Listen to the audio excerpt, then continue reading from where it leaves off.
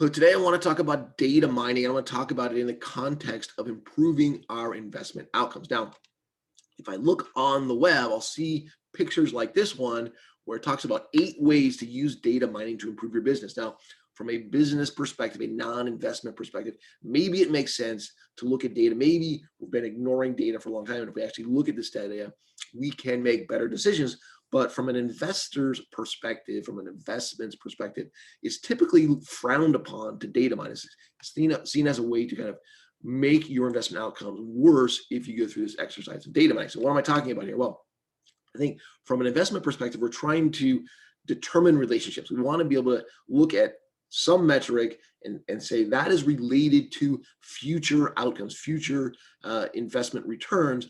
And if that relationship is real, then we can use that to predict what those investment returns are. For example, not surprisingly, bond or fixed income yields are related to investment returns from fixed income instruments.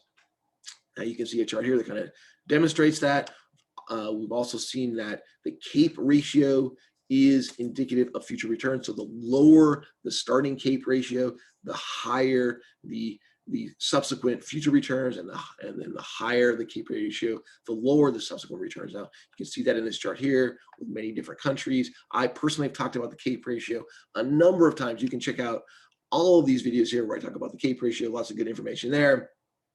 I also talk about how I don't like the CAPE ratio because it is price over earnings. So we really need to flip that around. It should be earnings over price, or sales over price, or cash flow over price.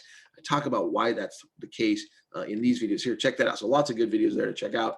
Now, of course, the problem is in financial markets, there's a ton of noise. And when we see a signal that appears to have a relationship to future returns, it's not always perfectly clear whether that is a real signal or there's a lot of noise. There's some noise, terrible, we don't want it. It makes it harder for us to make those investment decisions. It makes it harder for us to know whether or not that relationship is real. So what can we do about it? Well, the idea here is we're going to do some statistical tests to give us a confidence level about how real that relationship is.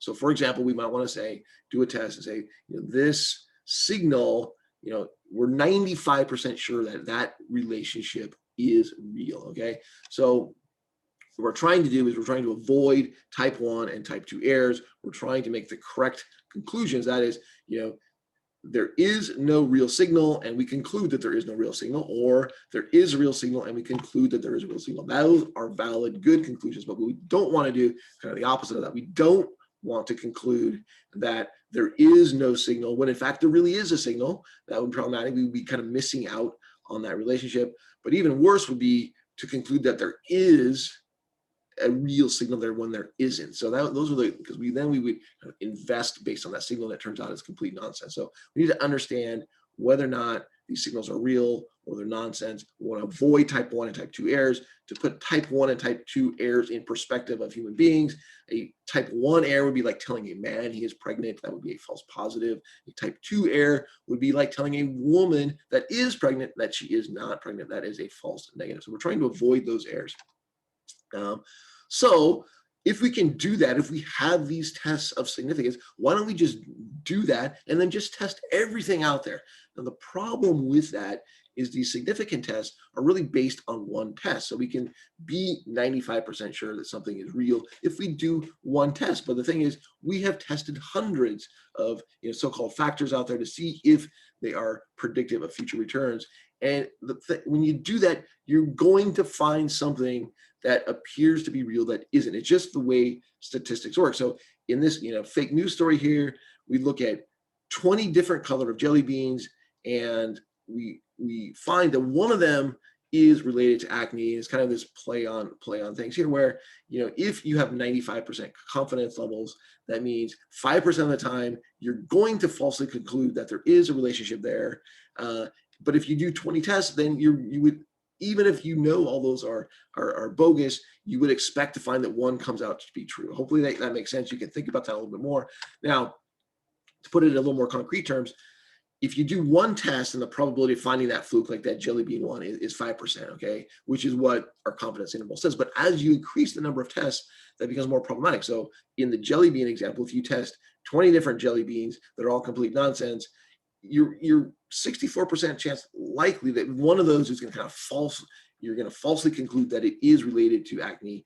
Another example we might do would be kind of looking at the letter that a name of a company starts with or its ticker starts with. Okay, so that'd be between 26 different options here.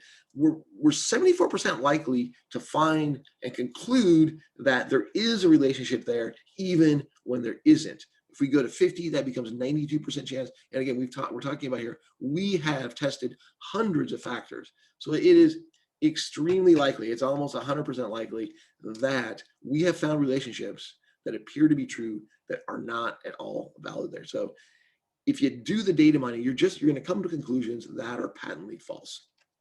And my friends, that is data mining. You got to be really careful. What you want to do is you need to have a prior basis to justify why that relationship would make sense before you even test it. If you can't think of a reason why there is a relationship there, then you shouldn't even be testing it. Thanks so much for listening. I am Brian Kozlowski.